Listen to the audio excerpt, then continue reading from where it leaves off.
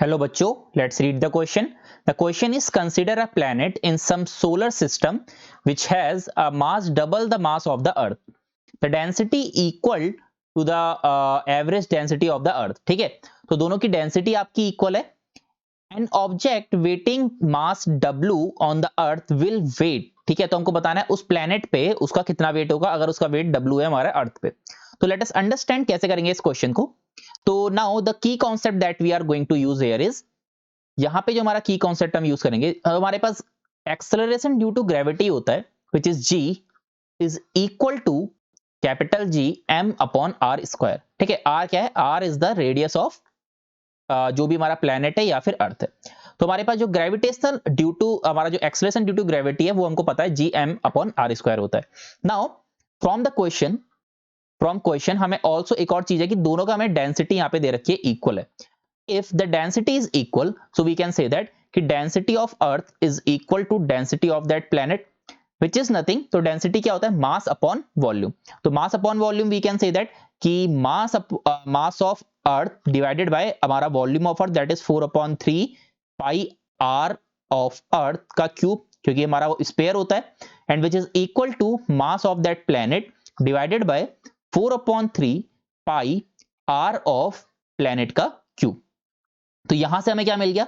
यहां से हमको क्या मिल गया? उनके रेडियस का रेशियो मिल गया. तो r of planet divided by r of earth which is equal to mass of planet divided by mass of earth की होल पावर 1/3.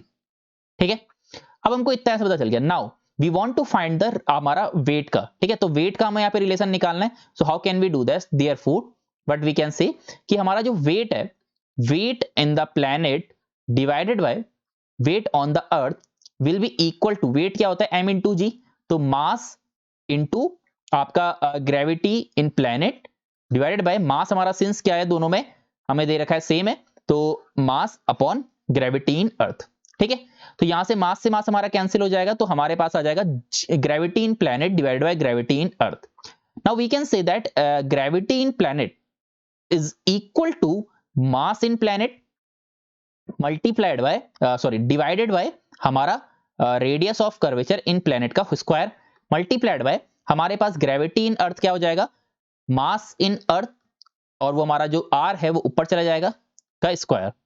तो यहां पे आर ई अपॉन आर, हमें पता है आरपी और आर ई का रेशियो. ठीक है, हमने अभी यहाँ पे फर्स्ट से निकाल रखा है आर ई अपॉन आरपी का रेशियो. सो हम अगर उसकी वैल्यू यहाँ पे पुट करेंगे, so we can say that we will get कि हमारे पास क्या आ जाएगा? मास ऑफ प्लेनेट, यानी कि कितना मास था प्लेनेट में, और डिवाइड बाय मास इन अर्थ, और उसकी पावर कितना हो जाएगा हमारे पास? 1/3.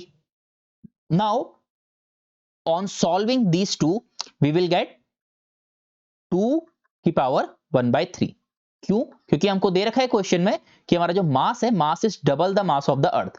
मास ऑफ प्लेनेट क्या है? Double the mass of earth. So this is come to the 2 to the power 1/3. तो अगर ये 2 टू द पावर 1/3 है, so we can say that, finally we can say that कि हमारे पास जो वेट आ रहा है, ठीक है, तो weight of planet is equal to we can say that weight of planet is equal to 2 की पावर 1/3 weight of earth. ठीक है, तो this is the correct answer जो इसके लिए हो जाएगा. तो ऑप्शंस यहां पे चेक करते हैं. सो ऑप्शंस में we can see option number D. ठीक है, ऑप्शन नंबर डी हमसे क्या कह रहा है यहाँ पे? Option number D is saying 2/3 of weight at the planet. ठीक है, so the correct answer for this question is option number D. I hope you understood it well. Best of luck.